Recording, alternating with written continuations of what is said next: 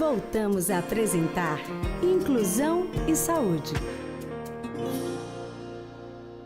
Voltamos com o Inclusão e Saúde. Como anunciamos, está conosco a psicóloga Tâmara Xavier. Bem-vinda ao nosso Inclusão e Saúde, Tâmara. Obrigada. A gente vai tratar de um assunto que é muito recorrente, a gente vê isso no dia a dia. Pais se separam e quem fica no fogo cruzado, os filhos, ou dependendo do casal, o filho.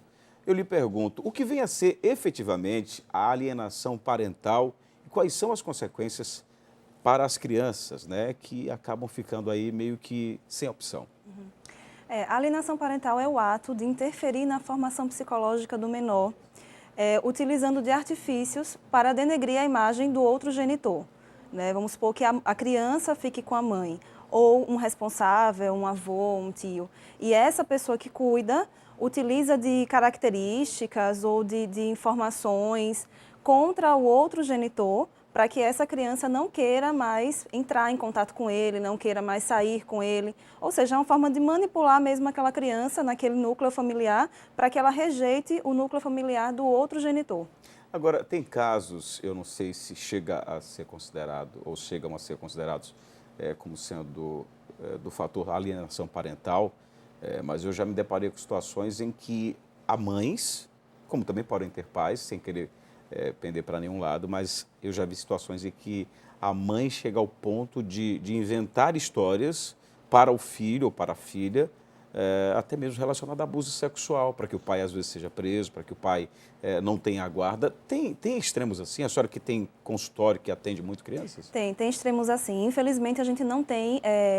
Quando a gente escolhe ser pai e mãe, né, a gente não tem uma formação para isso. Então, as pessoas, elas encaram a paternidade e a maternidade muito associada à conjugalidade. Então, se eu não estou mais me relacionando com aquela outra pessoa e eu não estou feliz mais com aquilo, eu fui deixada ou eu fui, né, traída, e aí tem muitas essas questões nesses relacionamentos, ou fui abusada de alguma forma com agressão física, agressão verbal, psicológica, a minha vontade, né, de algumas pessoas que não têm maturidade emocional para lidar com a situação, é de devolver aquela como vingança ou como uma forma de destruir também aquela outra pessoa. Então, utiliza da criança, que é uma arma muito poderosa, para poder ir ao encontro daquele outro, né, daquele parceiro, e devolver aquilo que sofreu. Isso é uma atitude realmente muito reprovável, porque a criança fica no meio, e a gente não pode esquecer que ali está sendo formada uma criança com emoções, com construção de comportamento, de valores morais, de princípios. Então, se você pega uma criança muito pequena e envolve numa teia dessa, você vai criar primeiro uma criança que não vai perceber o que é respeito. Né? Se a minha mãe não me respeita, não respeita o meu pai, eu não tenho uma formação que me induza a compreender quando o outro não está me respeitando. Então, essa criança ela tem uma tendência muito grande a crescer e não perceber o que é abuso e o que não é abuso. Né? Então, já são consequências para o futuro. Já são consequências. Na verdade, a maior crianças. consequência mesmo é para as crianças, né? A gente está falando de uma relação de criação, de formação de amor, de afeto. Então, se essa criança, que ainda está no início de uma vida, ela ainda não tem a sofisticação do sentimento amor, ela está aprendendo ainda no decorrer do crescimento dela o que é o amor. Então, antes de vir o amor, a gente precisa aprender a respeitar. Por exemplo, antigamente as pessoas comentam muito, né? Bastava a minha mãe me olhar, o meu pai me olhar, que eu sabia que eu estava fazendo alguma coisa errada. Seria o limite ali, né? Isso. E aí o que acontece? A partir desse limite, porque os nossos pais eles não criavam a gente preocupados se eles seriam amados ou não. Eles queriam ser respeitados. Então, daí é que vem o amor. Aí a gente escolhe amar alguém. Entendeu? Então, quando essa criança ela não tem essa estrutura inicial na família, ela não vai conseguir desenvolver afetos positivos, afetos saudáveis, né, de participar futuramente de relações onde ela seja acolhida de uma forma amorosa. Por parte dos pais, o que se percebe do ponto de vista sentimental é o egoísmo que se evidencia ou não. Sim, o egoísmo é uma imaturidade muito grande emocional. As pessoas em si esquecem dos filhos nessa hora. Exatamente. Porque essa relação, ela entra em primeiro ponto, né, a relação conjugal desfeita, e aí se torna um jogo de interesses, um jogo de poder, de quem pode mais do que quem, de quem é mais forte do que quem, de quem destruiu melhor quem. Né? E é por isso que entra nessas questões até de justiça, de virem essas questões mesmo denúncia e denúncias algumas vezes falsas. Agora, o que a gente não pode esquecer também é que nessas configurações de família, por exemplo, se você for pesquisar, o índice maior de alienação parental é feito pelas mães. Só que antes disso, a gente tem que prestar atenção no quê? Muitas vezes essa mulher ela foi também agredida, né, por esse marido de alguma forma, e a gente não pode entender tudo como uma simples alienação parental consciente. Muitas vezes ela entende que aquele homem realmente é um agressor e ela não quer que o filho participe daquela convivência. Então, tudo tem que ser muito bem pesado, muito bem avaliado. Cada questão dessa tem que ser avaliada se é um mero jogo de interesses entre os pais, né, para dominar a situação, ou se realmente aquela mulher está tão sofrida, ou aquele homem também está tão sofrido emocionalmente, que queria que aquele filho não passasse por aquela situação que ele passou. Porque assim como tem o pai que acaba sendo irresponsável, agressor, às vezes tem a mãe que da mesma maneira ou em outras proporções acaba sendo irresponsável com relação ao uso de bebida alcoólica. Os dois lados da história Exatamente. precisam ser devidamente avaliados. Agora, em determinadas situações, o que a gente precisa entender do ponto de vista psicológico além das consequências que a senhora já citou, existe a situação em que a mãe, por ser mulher, se tiver uma filha, ela acaba tendo, entre aspas, uma certa vantagem nessa disputa. Entre aspas. No caso do pai, às vezes, se for um filho, é como se ele se sentisse no direito, é meu filho, é meu brother, é meu parceiro, então ele acha que vai ter uma vantagem. Essa competição pode trazer que tipo de, digamos, de dano e que alguns podem ser até irreparáveis? Por exemplo, vamos pegar a questão da menina com a mãe. Né?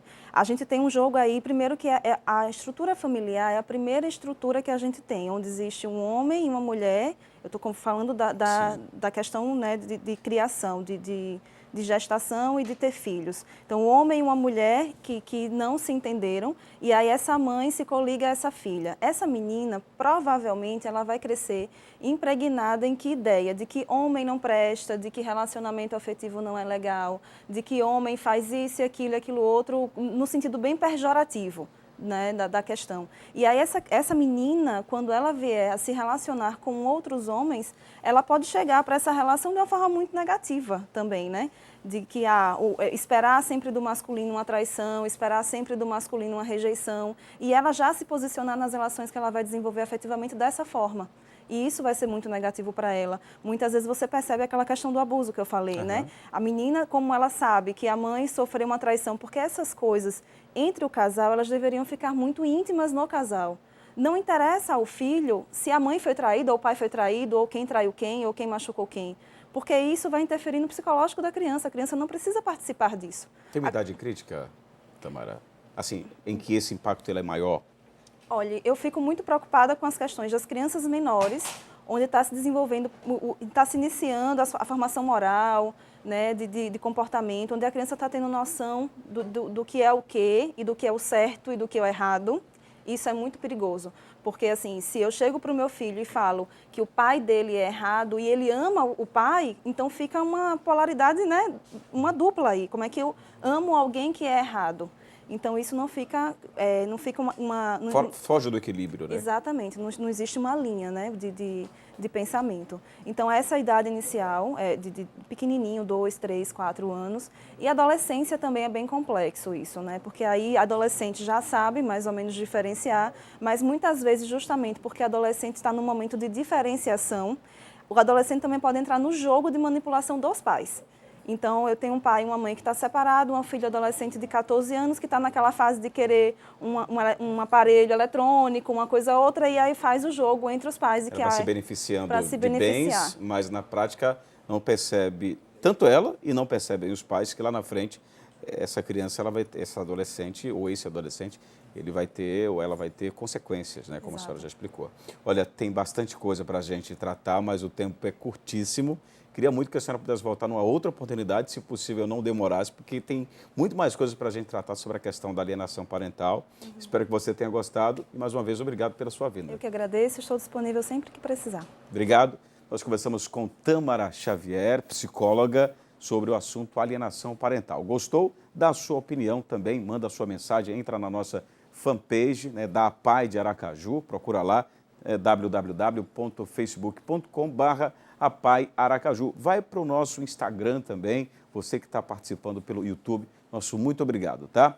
Logo, logo a gente vai estar divulgando o canal com a nossa URL, exatamente com o nome APAE Aracaju. Mas mesmo assim, nós vamos disponibilizar sempre o link para que você possa rever os nossos programas, as nossas entrevistas. Nós vamos a um rápido intervalo. Na volta, a entrevista com o Dr. Luiz Eduardo Prado, diretor-presidente da maternidade Nossa Senhora de Lourdes. Temos o que comemorar em relação aos casos de microcefalia em Sergipe? Você vai saber dessa e de outras respostas depois de um rápido intervalo.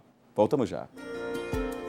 Estamos apresentando Inclusão e Saúde.